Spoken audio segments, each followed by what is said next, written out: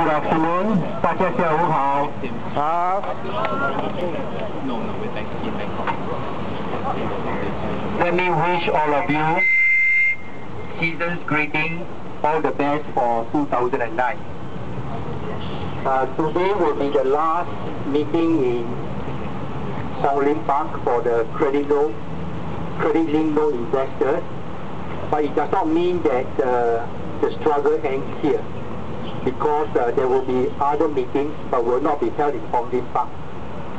So this being the last meeting, my friend Andrew Low.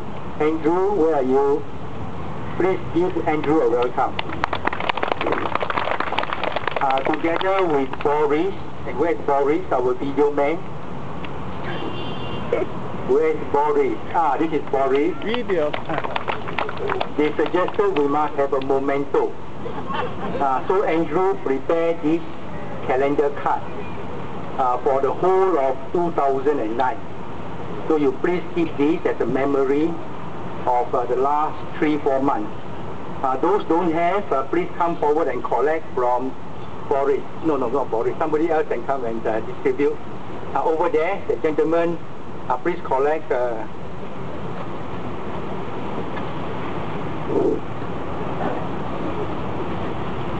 Now I want to give a little bit of history about what went on the last 10 weeks, and then I also tell you a little bit about what's going to go going forward, what we're going to do. Now the first meeting was held on 11th October, about 3 months ago, and then after that we had meeting every week for 8 weeks. And then in December we have 2 meetings. So altogether there are 10 meetings. Today is the last meeting, the 10th meeting. During this time we sent 3 petitions to the mths. The first petition was in 10th of October, signed by 983 people. At that time, the Lehman Brothers collapse, leading to the collapse of the mini bonds, DBS high notes and the Jubilee notes. So the petition was asked the government to see whether the banks who created and marketed the product had breached 2 laws, the law, Securities and Futures Act and the Financial Advisors Act. I presented the petition with 983 signatures. I presented a letter and I discussed with MAS. These are the areas where I think the bank may have broken the law. MAS received the petition, have a discussion with me, and after that I follow up to ask, have they conducted independent investigation? They never answer.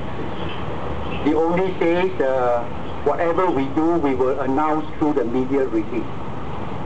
Now, all of you received the media release. Did you receive any news whether there was any investigation? No, I did not also.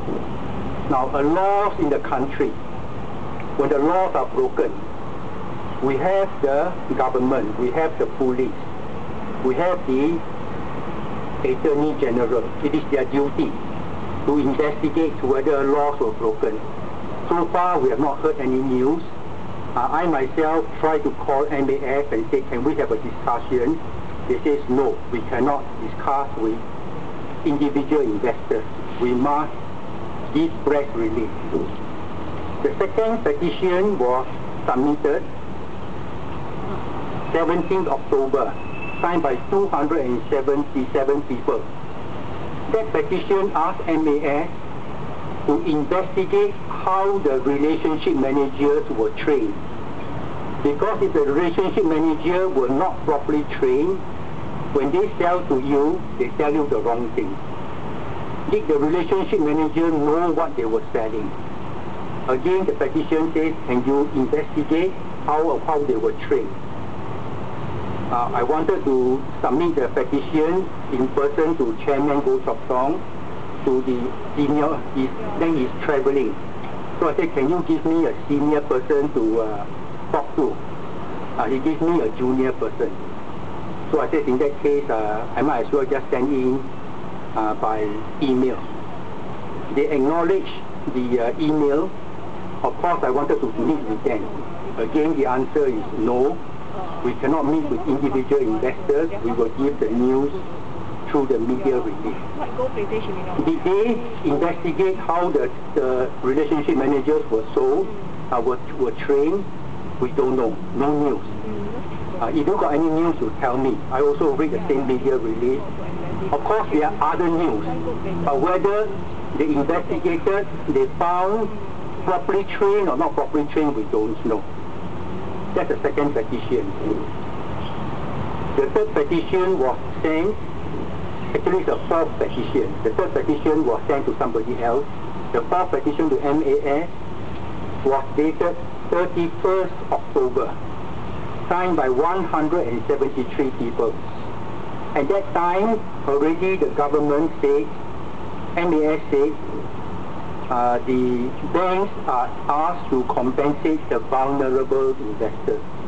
Of course, vulnerable means, according to the definition, more than 55 years old, but the bank said more than 62 years old, no education, no investing experience. So very few people were compensated. Other people who did not get any positive news, they were very concerned. What about us? We don't fall in the vulnerable, what about us? So I also received a lot of requests. Mr. Tan, please ask MAS, don't treat people vulnerable, not vulnerable. All of us are vulnerable, right? Because if you don't know, you are also vulnerable. Okay? So many people say, Mr. Tan, this vulnerable, not fair. I myself also, although I'm well educated, but I was badly informed. So these are the things. So of course I organized a petition, sent to MAS. And again, they don't want to meet me, so I emailed to them. And I asked to meet with them. The answer is no, the same answer. The petition says, can you encourage the bank to have a common settlement? Don't have vulnerable, not vulnerable. If I like you, I give you a bit more. If I don't like you, I reject your case. So let's have a bit more common understanding.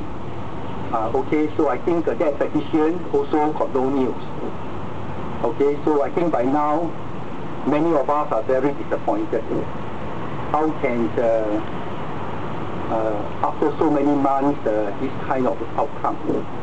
Of course, in the meantime, MAS says investors should lodge a complaint with the bank.